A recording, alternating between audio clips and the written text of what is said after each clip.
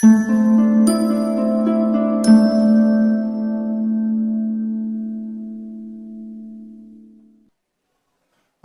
folks. Terry, thank you.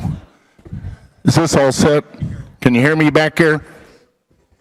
Is it all right? All right.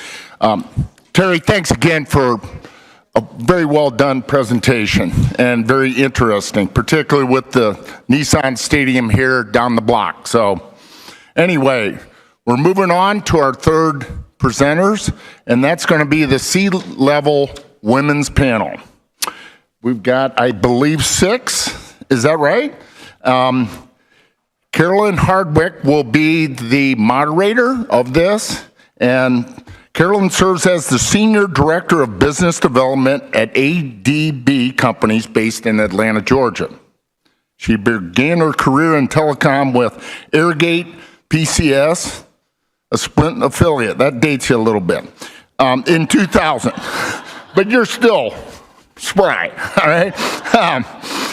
Her tenure in the industry includes 10 years in site development, 10 years in national business development, and 5 years in executive management. Carolyn has been a very influential member of the Women's Wireless Leadership Forum since 2003 and was president of the organization from 2018 to 2020 and currently serves as the director of virtual events. Well done there, Carolyn. She also holds a Bachelor's of Science degree in management from Clemson University and has a Master of Arts in Teaching from the University of Charleston. She is also a published author and a member of the North American Case Research Association. So, folks, let's welcome all these fine ladies to the stage.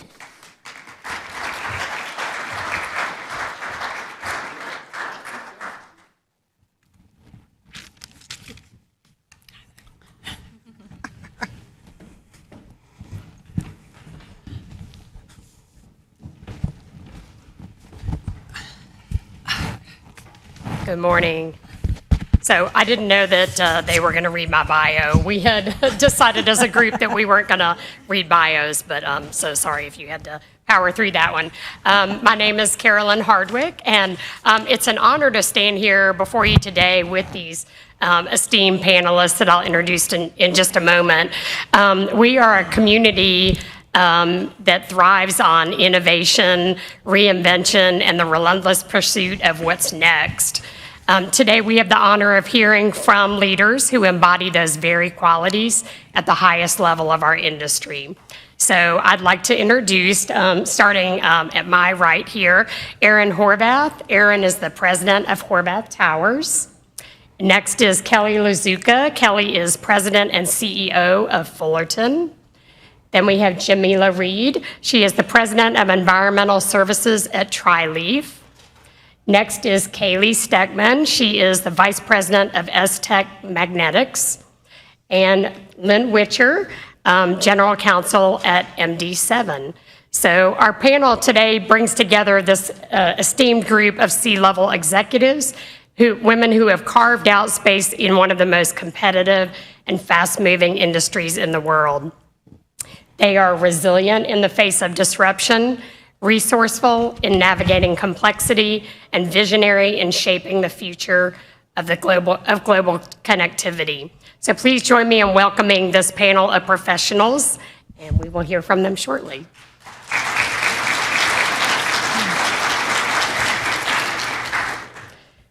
When we came together as a group, I thought that it might be fun for everybody to hear a little bit of an icebreaker question. So I wanted each of these ladies to share how they got started in the industry, what their first job was in the industry, and then any little nugget of wisdom or something that maybe they thought back then when they started in the industry that changed over time. So Erin, we're gonna start with you. Okay, what was your first? Sounds good. So I probably, different a little bit in how I entered the industry from everyone on the panel. As you know, we're a cell tower company. My mom started our company 30 years ago now. So I was 10 years old when she started the company, and I learned the industry from a very grassroots perspective, We owned sites locally at the time and developed them locally to our hometown. So whether it was pulling maps at the planning office, attending zoning hearings, spraying weeds at tower sites, checking locks and lights, that I really learned the industry from the ground up and have spent 30 years watching my mom grow it. Formally joined the company almost 17 years ago in a sales and development role and really focused on our carrier relationships, our customer relationships, and building on what my mom had already established throughout the country. I think that people who are coming into the industry now maybe wouldn't recognize an industry that some of us knew and how fast-paced it used to run. A little bit more fast and exciting than it is now with a lot more regulations and processes. But it's been a joy to watch it with change and grow and really mature. Yeah, thank you, Erin. Kelly? Hi, everybody. I'm Kelly Lazuka. I started in the industry a long time ago as a site acquisition specialist. And I think I was like the 22nd employee of the company. And I was in my 20s and I got my company car, my company credit card, and I thought, this is going to be so fun. And I started out doing leasing, zoning, and permitting for AT&T along the I-65 corridor in Indiana, for those of you who are familiar with that. I got a lot of leases signed, hanging off of combines with farmers, trying to get them to sign leases in November, So that was a really fun time. And when I started, I thought that the technology in this industry was going to be the really hard part, keeping up with the technology and learning it. Like, that was going to be the hard part. Turns out the technology is not the hard part. It's really the people, aligning the people, whether it's the customers, your teams, with the timelines, with the pricing across this super complex ecosystem. That's the hard part. And so what I learned was that telecom is really a people business disguised as a technology business. That's what I learned. That's great. Thank you. Jamila? Well, I began my career in telecom as an environmental scientist, and I have progressed through a series of leadership roles to my current position, Trileaf President of Environmental Services. What drew me to the industry and my current company was my desire to work in environmental compliance. My early career, I worked for a regulatory agency, and so my application of compliance was more from a regulatory agent perspective of resource management. And what intrigued me about the industry is that I could apply compliance more broadly and strategically across an organization, integrating compliance into decision making. So that really is what brought me to the work. Okay, thank you. Haley? Hi everyone, my name is Kaylee Steckman. I am co-owner of Aztec Magnetics with my husband, Eric. I think it's a pretty unique situation that we're also a husband and wife team in telecom owning a company together. It's not very common. I met my husband at Match.com in 2013, so we've been together for 13 years now. And we spent our entire first date over a not very great cup of coffee talking about wanting to pilot magnetics as a solution for telecom, for co-location on water towers. Previously, he had a 10-year career in the water tower industry, selling tank maintenance programs throughout the state of Missouri. And it was during that time that, as he was working with tank maintenance programs and renovations, he was seeing the complexities that telecom was adding to these sites. Now, as we have progressed these last 13 years, now with 10 patents and a very extensive product line, now our focus is on making the attachment of co-location on water towers easiest for telecom. So our perspective has shifted from initially it was, let's problem solve for the water tower industry, but now we work very diligently to bridge the gap between those two industries, so it's a win-win for both the water tower and the coatings industry and the telecom industry as a whole. That's great, thank you. Lynn? Hi, Lynn Whitcher, General Counsel of MD7. Before I worked at MD7, I worked at a law firm called McGuire Woods, and I started out as a litigator. And they have a fairly large telecommunications real estate practice group, and the litigators didn't really understand what they were doing over there. And our best guess was, hey, they're putting up cell towers. It'll be like 18 months. They'll connect coast to coast and everywhere in between, and they'll be done. You know, this was back probably in 2001. And boy, were we wrong. So here we are in 2026, still in telecom. And eventually I transitioned over from doing litigation, assisting a tier 1 carrier to reviewing real estate packages. So if you ever had your real estate packages held up at McGuire Woods, it may or may not have been me. I was very thorough.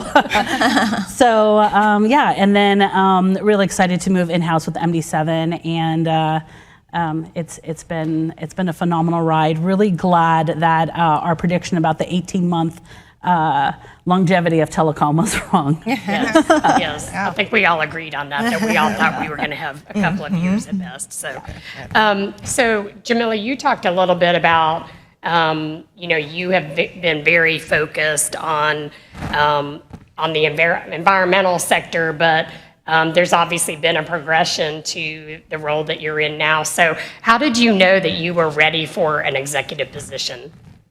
I'm not sure there was ever a single moment that I felt ready. For me, it was more of a gradual realization that I consistently brought a different perspective to discussions and conversation, and that perspective deserved a seat at the table.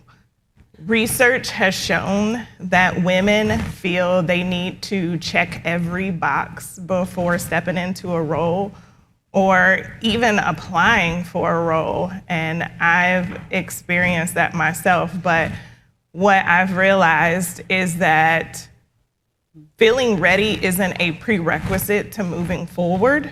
And so I saw a quote recently that I felt was really fitting, and it was, "Ready is a myth. Start anyway." And I think, that's how I've progressed. Right.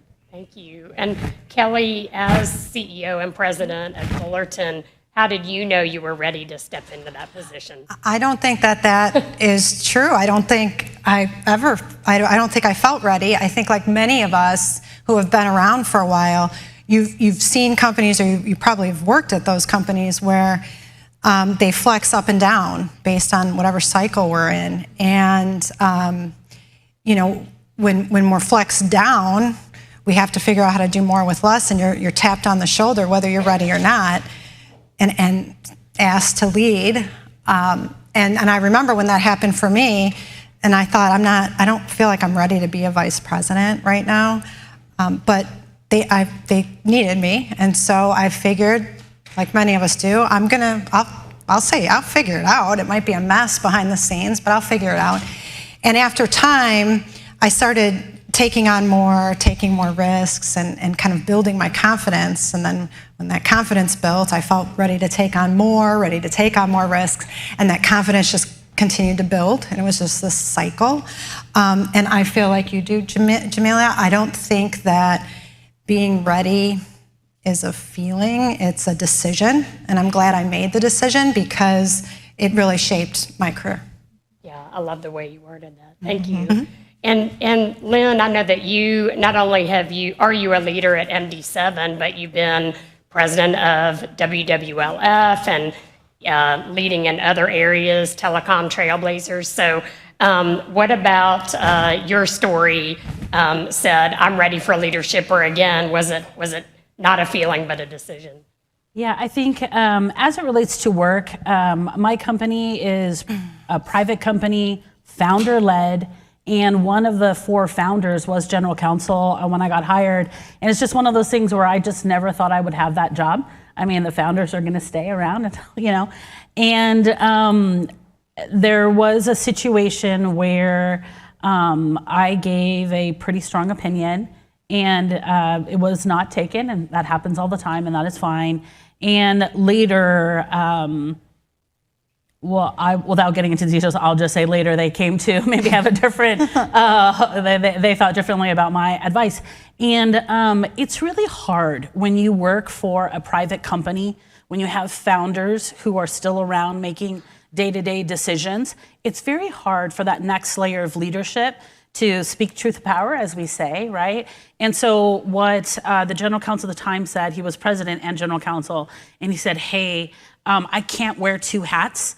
These hats have to be separated. We need legal to be independent. And so I'm going to promote you to GC, and you need to, you need to hold me accountable. And so I'm not sure that he came to appreciate that long term, because I've been doing it ever since. But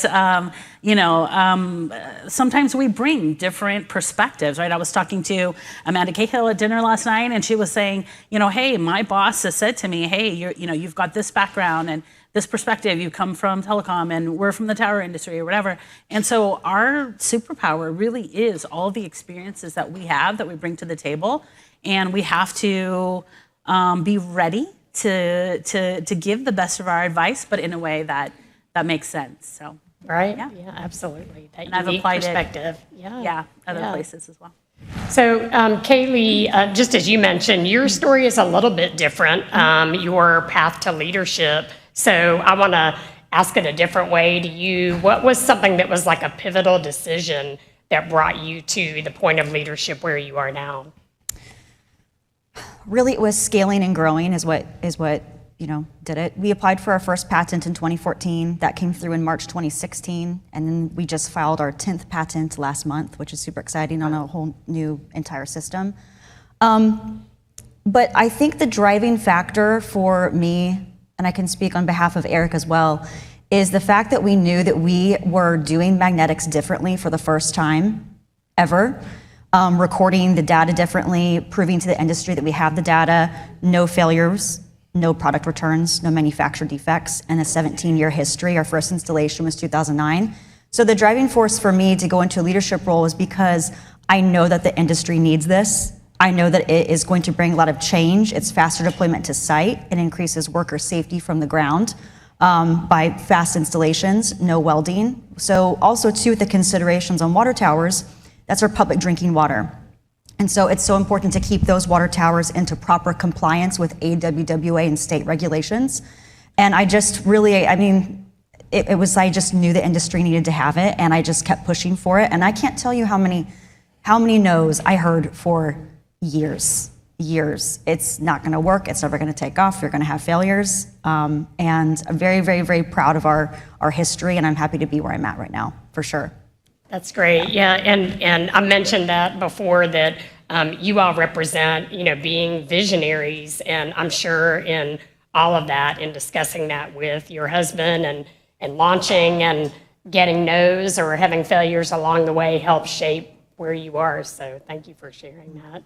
Erin, your path, again, looked a little bit different, sort of growing up in telecom and seeing the background, but what would you say was a pivotal decision to get you to the point where you are today? Yeah, and I don't know that it was one decision necessarily. I think it was being prepared over the life of my career. And kind of going back to what Kelly said about you establish your confidence, you build on that, you're then ready to take a little bit more risk, to defend those risks if something goes wrong, or to, you hopefully get to celebrate in some of the decisions that you made as well. I think one thing you really have to be ready for and prepared for is to make the hard decisions and to have the hard conversations. Whether that comes with talking to employees and making hiring and firing decisions, whether it's to your key stakeholders, vendors, clients, you have to really brace yourself and be ready to have those hard conversations, especially as a business owner. Now you have to, the hard topics, the hard things all kind of fall and end on your plate, and you have to be really ready to take that on and not shy away from it. Yeah, thank you. And that actually leads into my next thought of asking, so Kelly, what's something about leadership that people don't know or that you realized along the way and, what that looks like. It's lonely at the top. And I never really knew what that meant until I stepped into an executive role. But, I remember when I was a PM and, you had your people and you could complain about your boss and, go out for drinks after with your coworkers and, get into the office gossip. Well, that's not a thing when you're at this level. It's just not a thing anymore. Instead, you have to be level all the time for your team. You have to emotionally regulate, right? Which is, truth be told, not my strong suit. So, keeping yourself level so that your team stays steady, you have to do that all the time. You have to be on all the time. You have to be a cheerleader all the time. And so, having somebody who's going through the same thing, who's at the same level or higher, and that you can lean on, find your new people, and so that you can, vent about the challenges and the frustrations, because they're there. It's just you don't have as many outlets, and I'm learning that when you have to make these tough decisions. And you can't cry to the person who maybe is your director and friend because they're, that's not appropriate anymore. You need to stay steady for the team, and that's difficult. It's difficult for me. Yeah.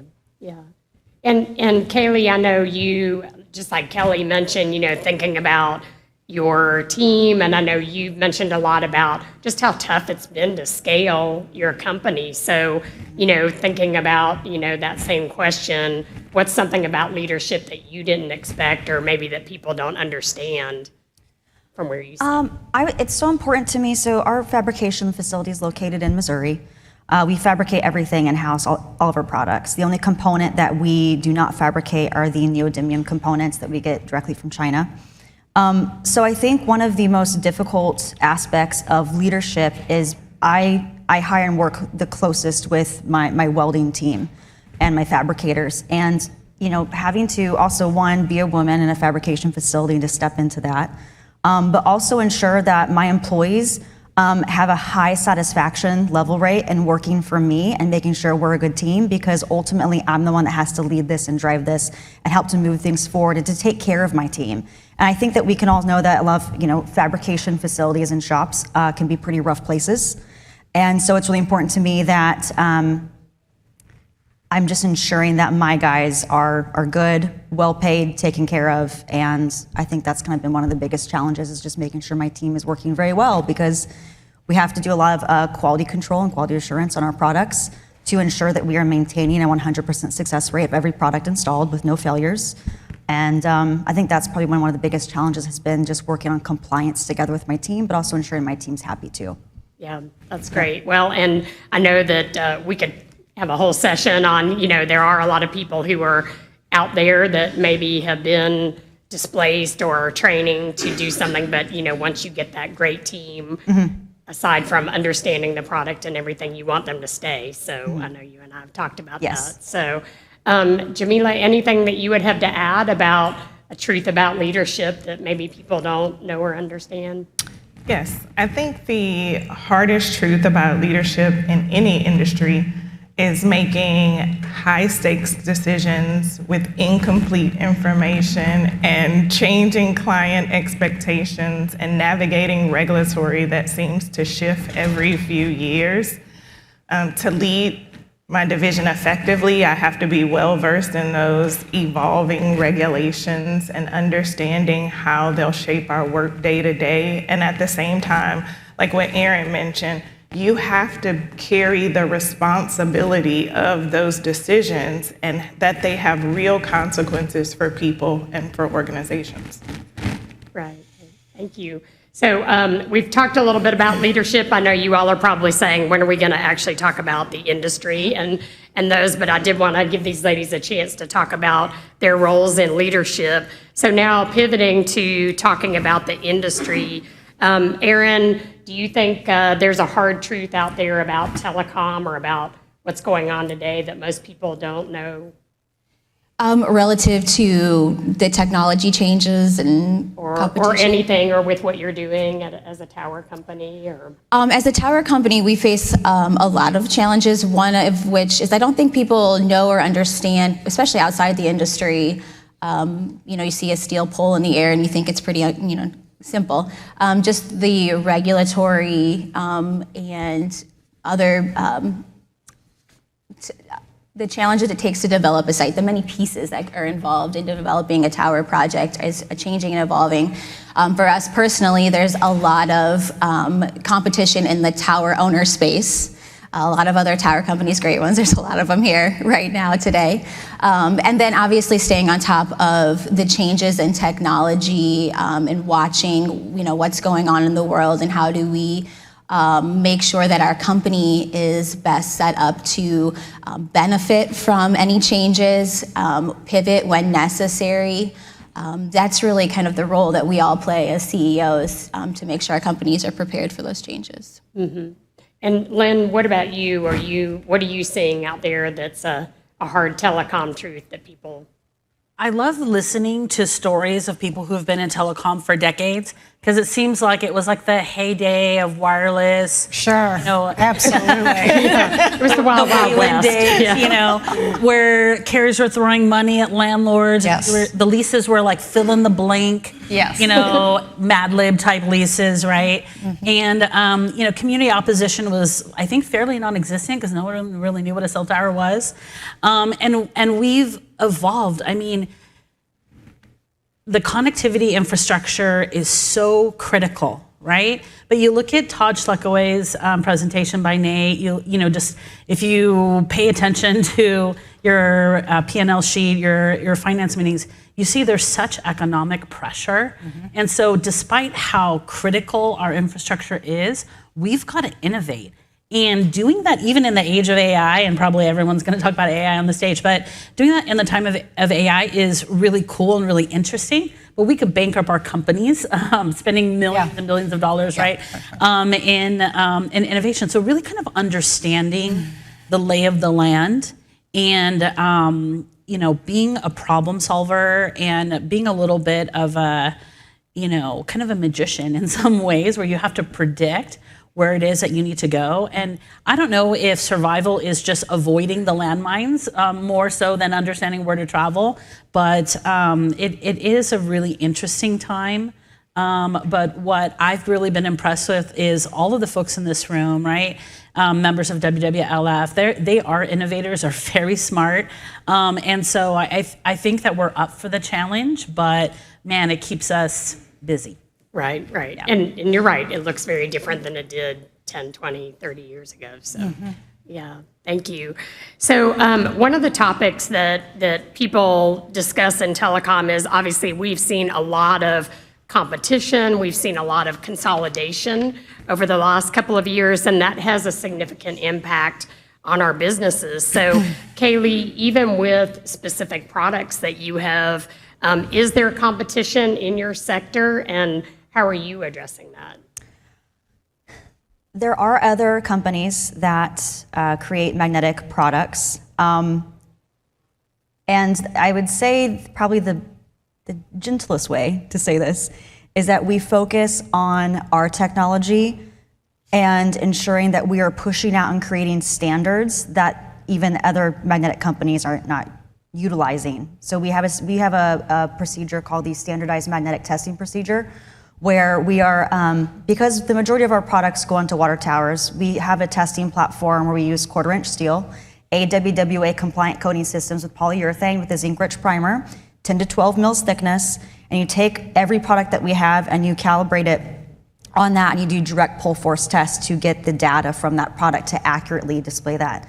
Other competitors on the market will take their values on flat ground steel without coatings and state that that is the value, or they'll also take the equivalent of a single magnet, say it pulls 50 pounds on ground steel, which is about the average, and they will just take that and times it by the plurality of the magnets in that product.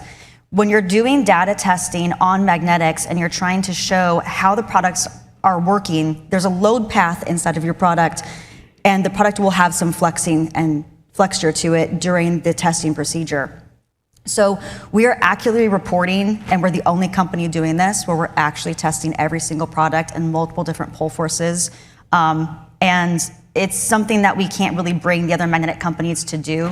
They don't test accurately and they don't report their values accurately, but we strive to be the first company to do that and to be honest with the industry, because that's what the industry deserves. Yeah, that's great. And just that education, I mean, that's amazing. Plus, I know you said, you know, with patents and things like that, that helps safeguard your product.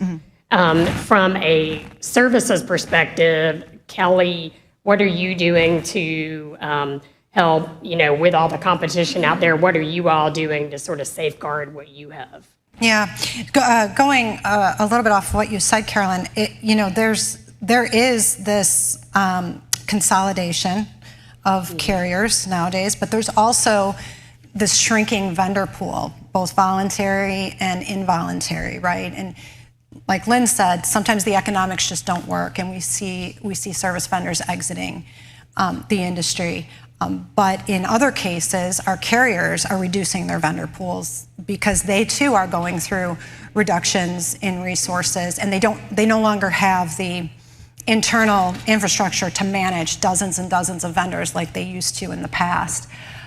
So, you know, yes, we do have to think about it's making competition a little bit steep, but it's no longer, we have to think about that it's not just about winning work, but it's about providing that consistency, better cycle times, you know, operational efficiencies for our customers. So for us, yeah, we are looking at that, and we'll talk about AI here in a second. I'm sure, like Lynn said, you know, it's going to come up quite a bit. So we are looking at responsible automation. But we're also looking at increasing our bench size with more, you know, technical expertise. But secondly, we're pivoting, just like many of your companies are. Wireless used to be, you know, that used to be the big revenue driver. And when we go through these compression cycles, we have to look at other things, other service lines, other opportunities. And we're doing that, whether it be fiber, broadband, wire centers. But in doing that, we are cross-training our resources, our internal resources, because if you think about, you know, the PM piece, the CM piece, the engineering piece, it's very transferable into these other disciplines, because that wireless spend is going to come back, and we don't want to lose our good people to other industries. We want them to be here to be able to deliver when that next wave comes, right? So we're trying to maximize our resources. We're pivoting into other service lines and just really increasing our efficiency, just doing things better with less.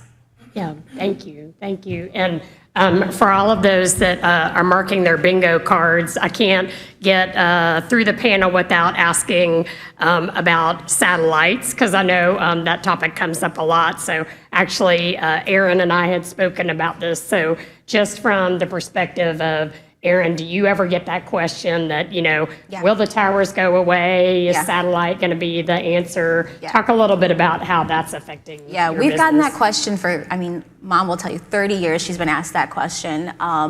And I think it is becoming more and more of a reality, as we're all seeing and watching and keeping an eye on. I think right now we're looking at it as more of a complement to what we do and to the overall terrestrial network. And, you know, watching what T-Mobile's doing with Starlink and seeing how we could utilize our tower locations and be part of what's happening and what's growing.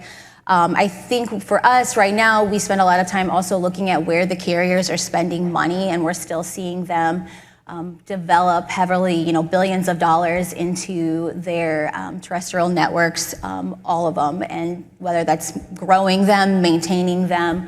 They're investing a lot of money. We're still building tower sites for coverage at this point, and as well as filling in with capacity.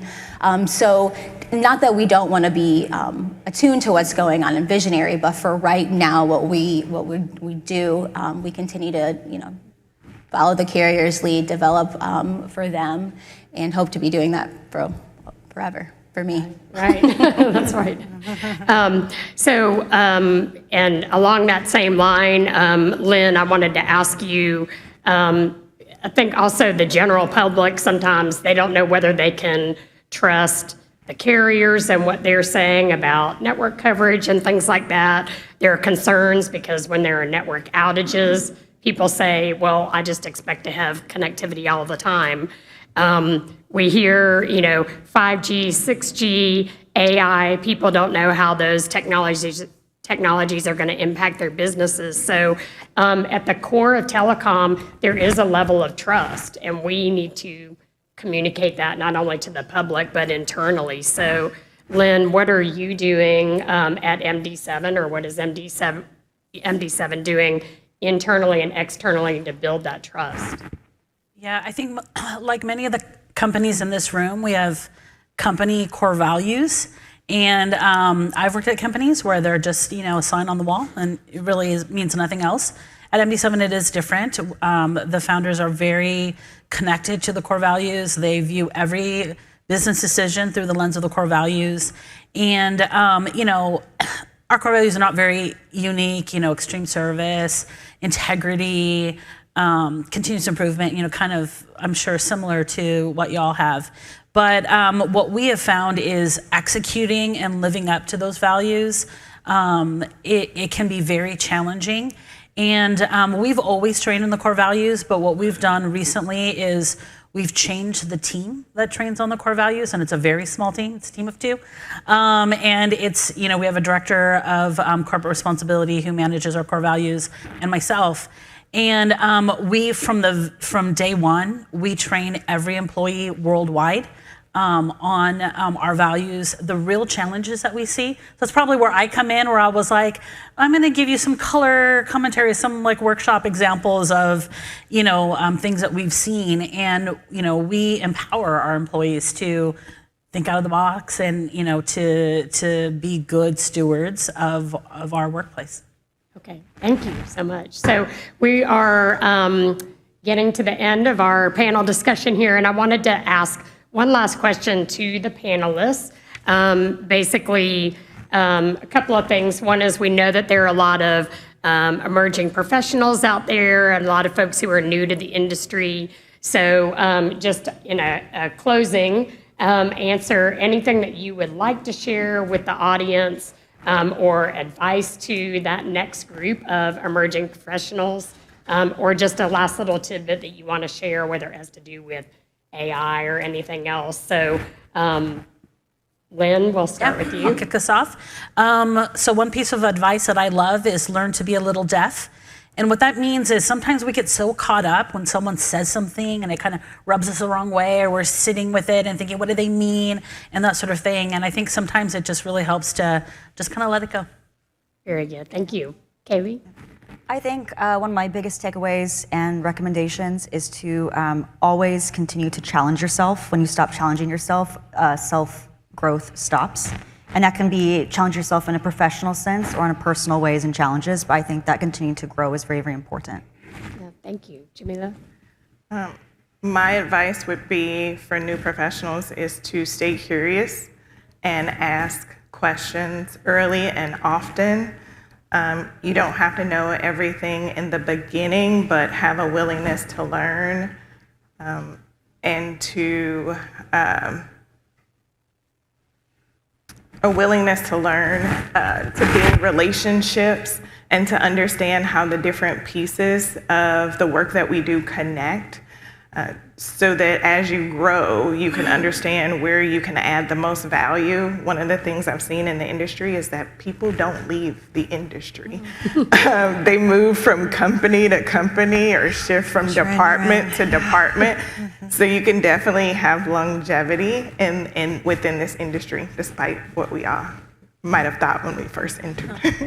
Yeah, and even if you've been in it a long time, you can still stay curious and learn new Exactly. You won't end where you begin. Right, right. Kelly, what would you say? Learning is so important, but I think the best advice I can give you is to protect your character at all costs. In an industry like ours, and it's small, it may not always seem small, but it is a small industry. You know, it's built on relationships, trust, and long-term partnerships. Character is not optional. It is truly foundational. And you can be smart, bold, charismatic, but without character, your success is going to be temporary. So protect your reputation, protect your character. Thank you for that. Yeah. And Erin? And my advice, and it's sort of a combo of these two, but it's in my notes, so it's. I did not make it. It's in wireless. It's not burn bridges, right? Yes. We've all seen it. We've been, around it. I could have someone who works for me. They leave, and they all of a sudden they're with a carrier, and now I'm, getting projects from, need to get projects from them, and vice versa, right? So.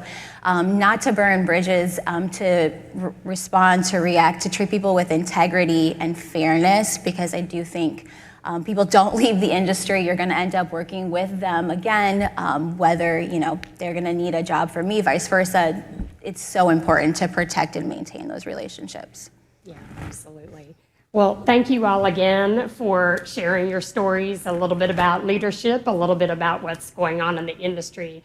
I know we've got a lot of panels today that are going to address a lot probably about AI and BEAD. And Patrick, I know you're going to have a lot about trends in the industry. So thank you all again for joining us today for this panel. And again, please thank our panelists for being here today.